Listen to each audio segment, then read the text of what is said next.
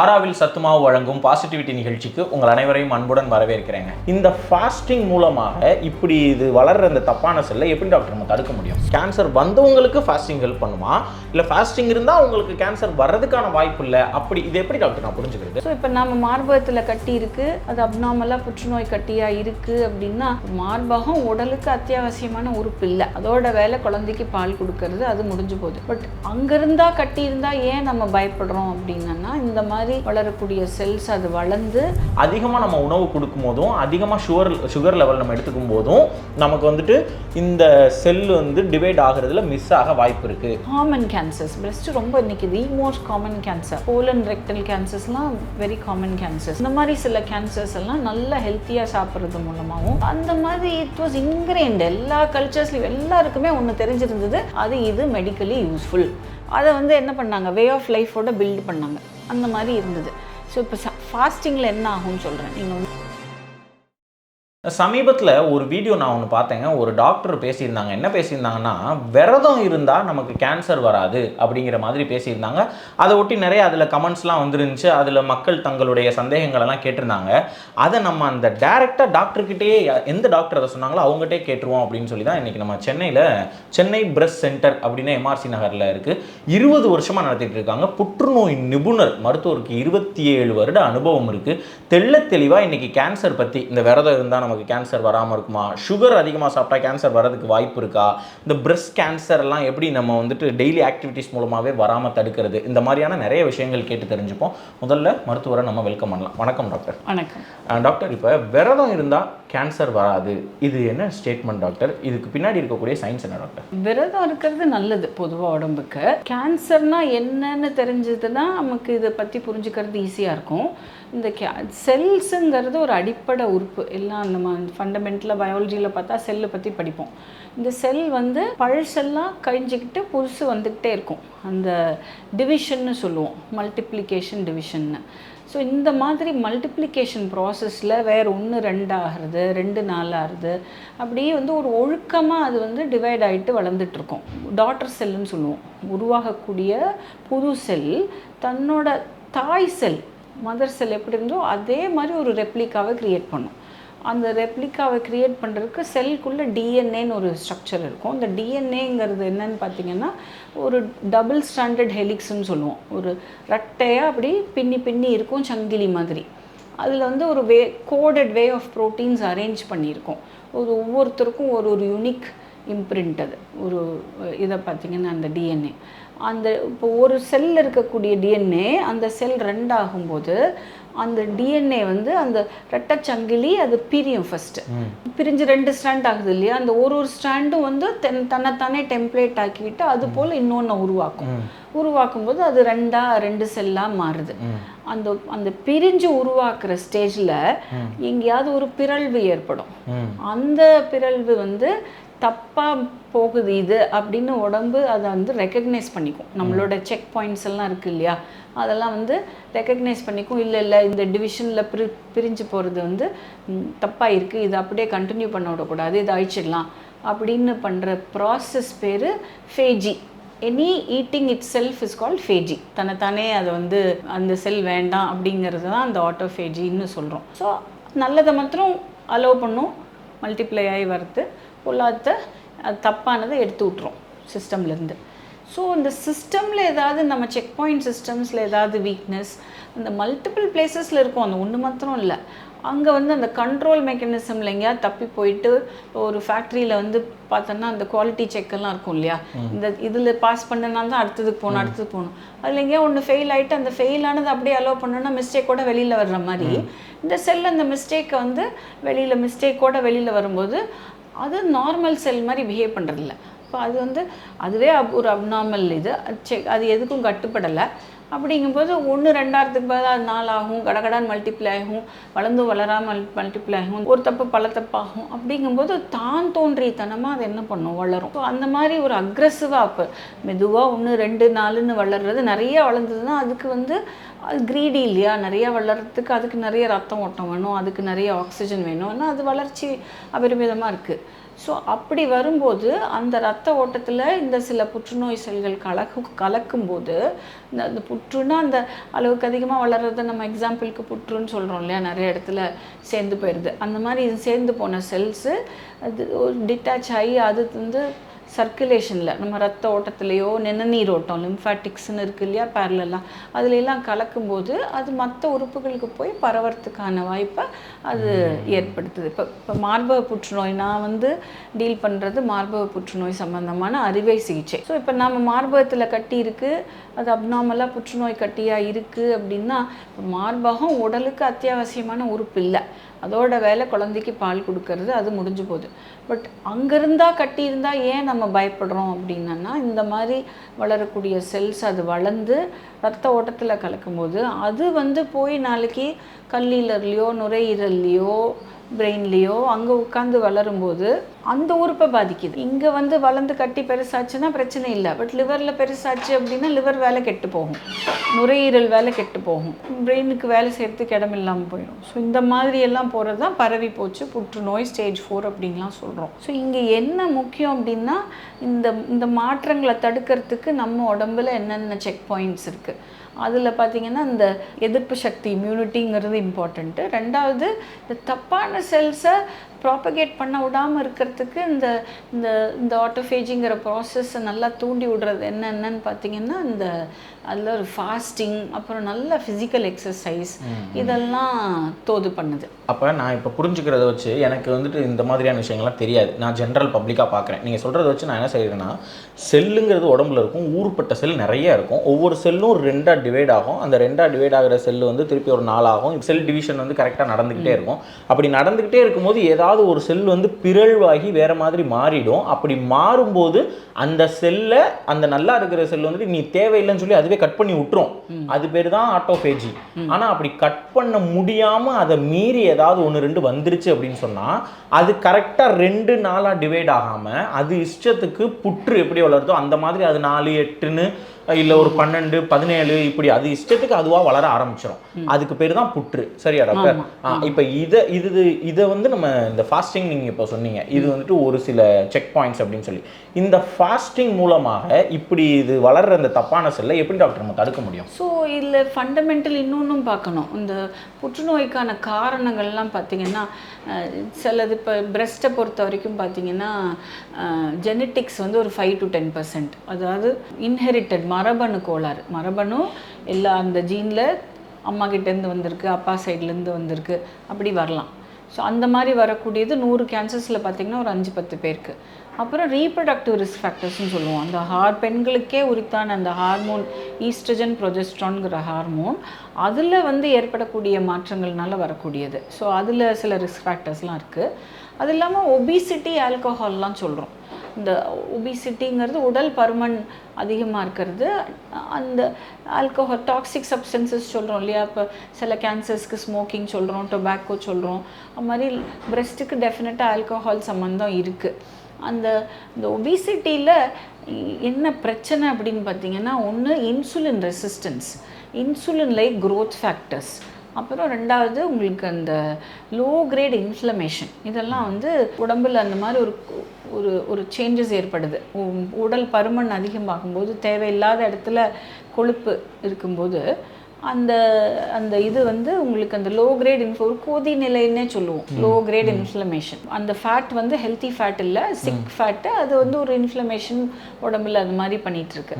அது இல்லாமல் இன்சுலின் ரெசிஸ்டன்ஸ்னு சொல்லுவோம். இப்போ டயபெட்டிஸ் எல்லாம் மூல காரணத்துக்கு இன்சுலின் ரெசிஸ்டன்ஸ் சொல்கிறோம் இல்லையா, அதே மாதிரி ஒரு இன்சுலின் ரெசிஸ்டன்ஸ் ஸ்டேட் இந்த கேன்சர் பேஷண்ட்ஸுக்கும் இருக்கும். அந்த இன்சுலினே ஒரு க்ரோத் ஃபேக்டர் மாதிரி தான். இன்சுலின் செல்ஸை பெருக்கும், உடம்பு வெயிட் பருமன் அதிகமாக்கும். அதே மாதிரி இன்சுலின் லைக் க்ரோத் ஃபேக்டரும் நிறைய உற்பத்தி ஆகும். இதெல்லாமே ஒரு மண்ணில் எரு போட்ட மாதிரி எல்லாம் வளர்கிறதுக்கு தோது பண்ணுறது, அடிப்படை காரணமாகவும் இருக்குது, வளர்கிறதுக்கு தோதும் பண்ணுறது அந்த கேன்சர் செல்ஸ் எல்லாம். ஸோ இதில் வந்து என்ன அப்படின்னா, இப்போ ஃபாஸ்டிங்னு நம்ம பண்ணும்போது, விரதம் இருக்கும்போது நம்ம யூஸ்வலாக சாப்பிட்ட உடனே என்ன ஆகும், பொதுவாக நம்ம மாவு சத்துன்னு சொல்லக்கூடிய கார்போஹைட்ரேட்ஸ் தான் அதிகமாக இருக்குது. இட்லி, தோசை. ஆமாம், அது சாப்பிட்ட உடனே என்ன ஆகும், அந்த அந்த டக்குன்னு என்ன பண்ணுவோம், சிம்பிள் கார்போஹைட்ரேட்ஸ், நேக்கட் கார்போஹைட்ரேட்ஸ் சொல்லுவோம். சுகராக குடிக்கிறது, டீ காஃபியில் சக்கரை போட்டு குடிக்கிறது, ஃப்ரூட் ஜூஸ் குடிக்கிறது, இந்த கலர்ட் லிக்விட்ஸ் எல்லாம் கிடைக்கல, அந்த கோக்கு கீக்கு அந்த மாதிரிலாம் டக்குன்னு என்ன பண்ணுவோம், இந்த ரெட் புல் அதெல்லாம் சுகர் லெவல் இன்க்ரீஸ் பண்ணும்.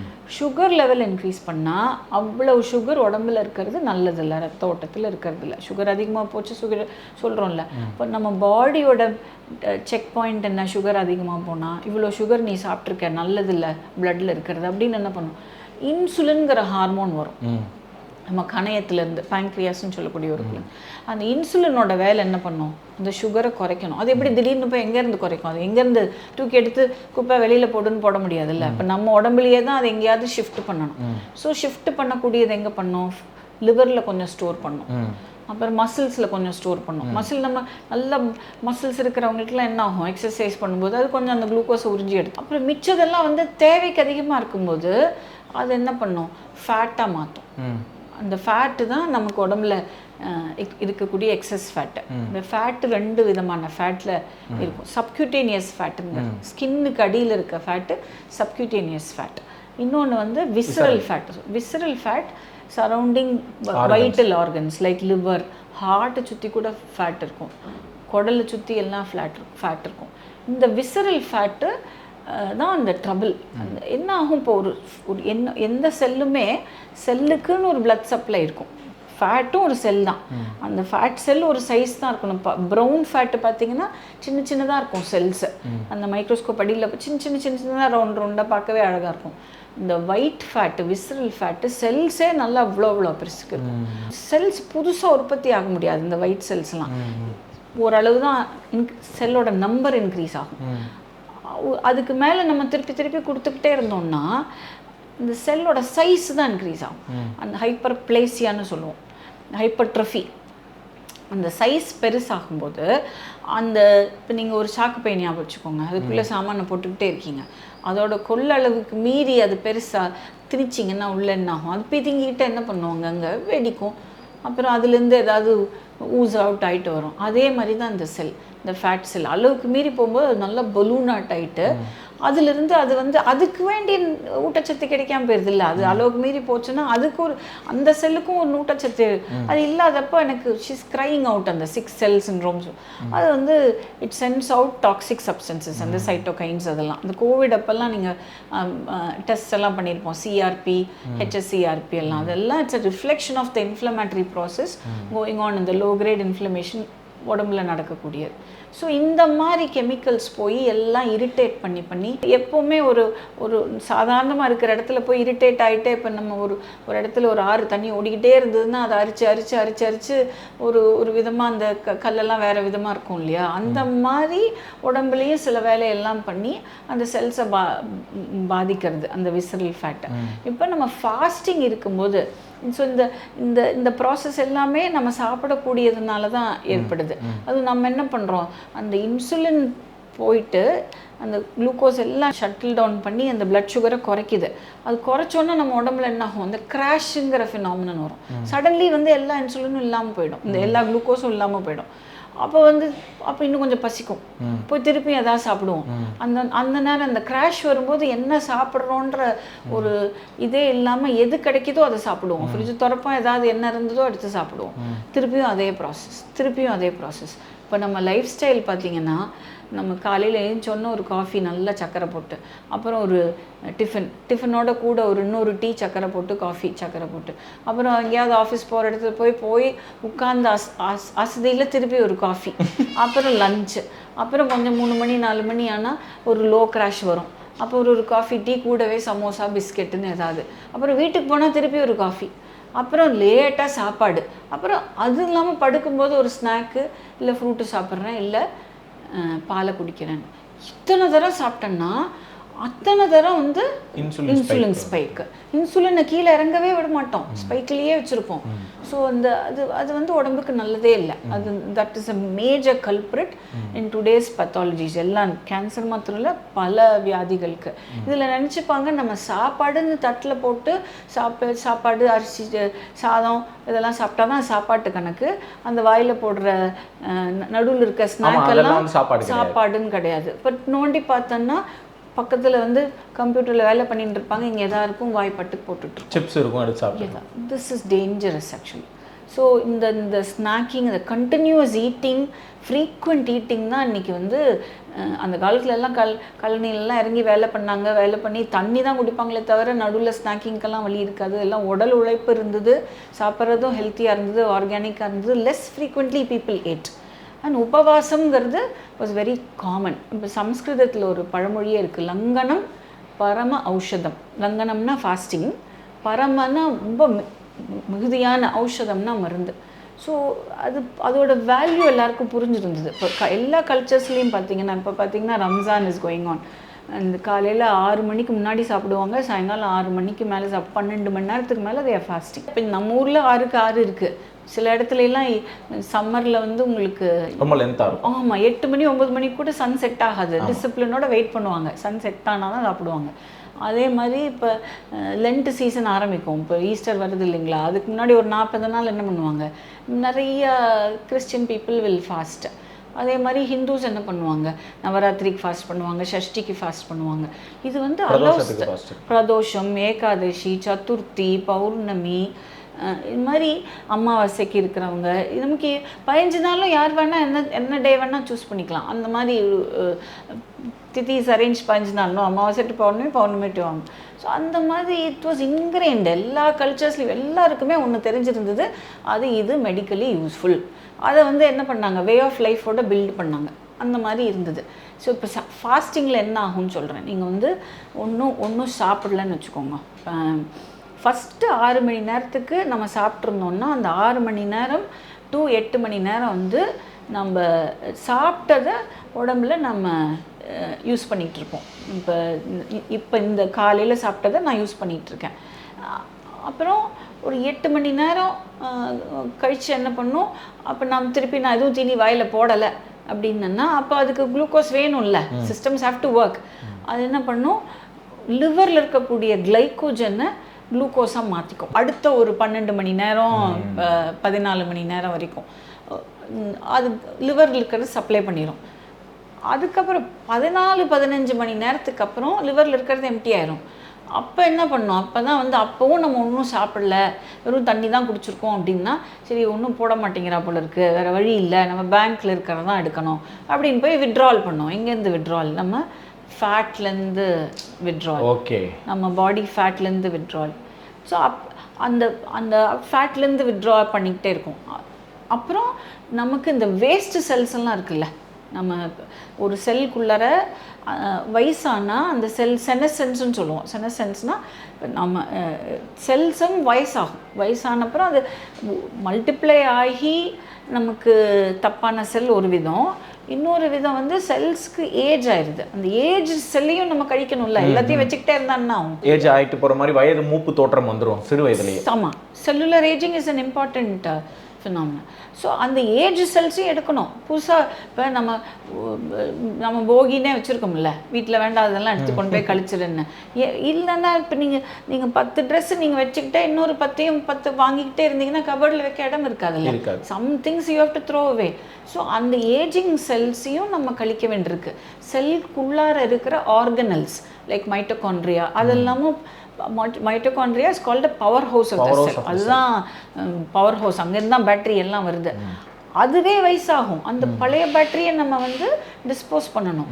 ஸோ அந்த ப்ராசஸ் தான் இந்த ஆட்டோஃபேஜி. அது எப்போ டிஸ்போஸ் ஆகும் அப்படின்னா, நம்ம ஒன்றுமே அதுக்கு நம்ம வயிற்றுக்கு தீனி கொடுக்கல, 14 மணி நேரம் ஆச்சு, 16 மணி நேரம் ஆச்சு, 24 மணி நேரம் ஆச்சு அப்படின்னா, அது எங்கெல்லாம் தேடி பார்த்துட்டு அந்த பேங்க்கில் டிப் பண்ணும்.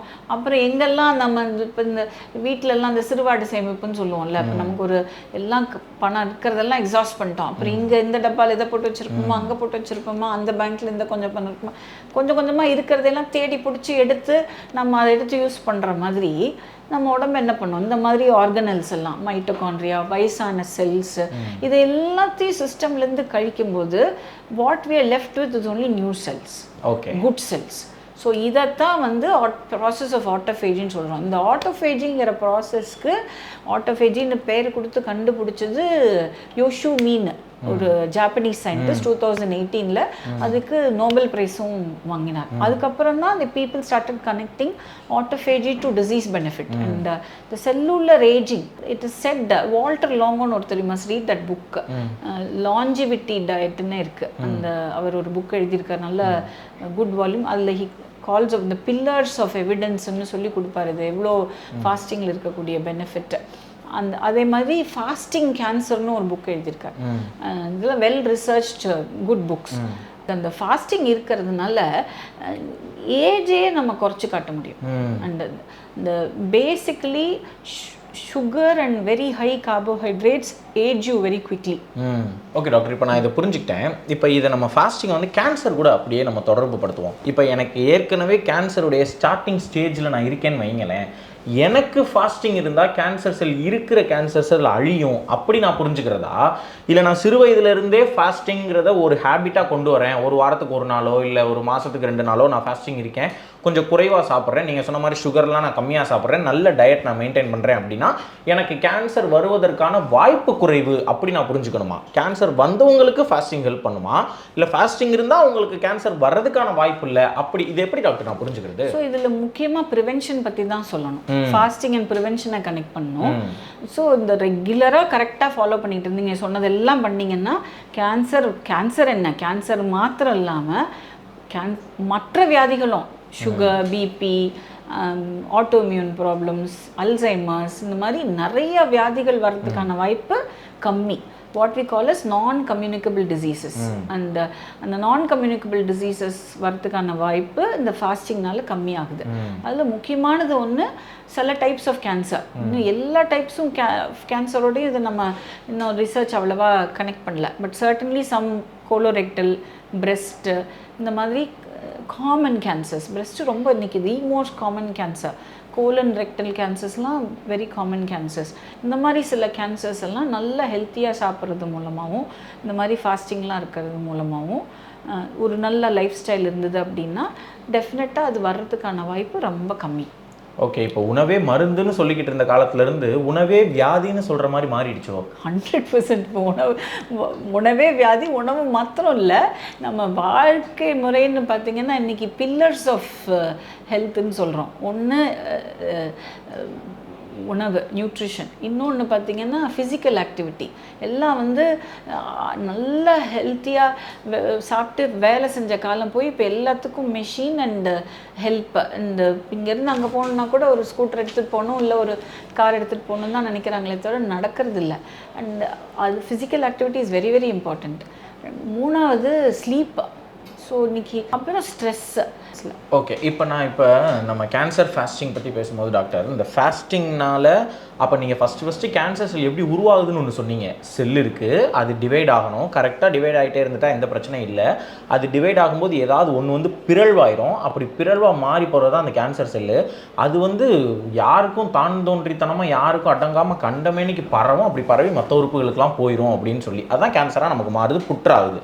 இந்த ஃபாஸ்டிங் நம்ம இருக்கதால இந்த செல்லெல்லாம் சரியாக நமக்கு டிவைட் ஆகி நம்மளுடைய மெட்டபாலிசம் சரியாக நடக்கும். அதிகமாக நம்ம உணவு கொடுக்கும் போதும், அதிகமாக சுகர் லெவல் நம்ம எடுத்துக்கும் போதும் நமக்கு இந்த செல் டிவைட் ஆகிறதுல மிஸ் ஆக வாய்ப்பு இருக்குது. இதை நம்ம டேக் அவேவாக எடுத்துக்கலாமா? Fasting definitely helps. அது இல்லாமல் இந்த இப்போ நோன் கேன்சர்ஸ் வச்சுக்கோங்க, இப்போ நமக்கு ஏற்கனவே டயக்னோஸ் பண்ணிட்டாங்க, அங்கே treatment for cancer is important. அங்கே போய் நான் ஃபாஸ்டிங்கில் க்யூர் பண்ணிப்பேன்னு உட்காரக்கூடாது. Very good. அங்கே ட்ரீட்மெண்ட் இஸ் இம்பார்ட்டண்ட். இப்போ அதில் ஒரு இது என்ன அப்படின்னா, இப்போ கேன்சர் டயக்னோசிஸ் பண்ணுறதுக்கே ஒரு பயோப்சி டெஸ்ட்டு ரெகுலர்லாம் பண்ணுறது போக ஸ்டேஜிங்னு ஒரு டெஸ்ட்டு பண்ணுவோம். அதுக்கு பெட் சிடின்னு கேள்விப்பட்டிருப்பீங்க. பெட் சிடிங்கிறது இந்த ஹோல் பாடி ஸ்கேனு.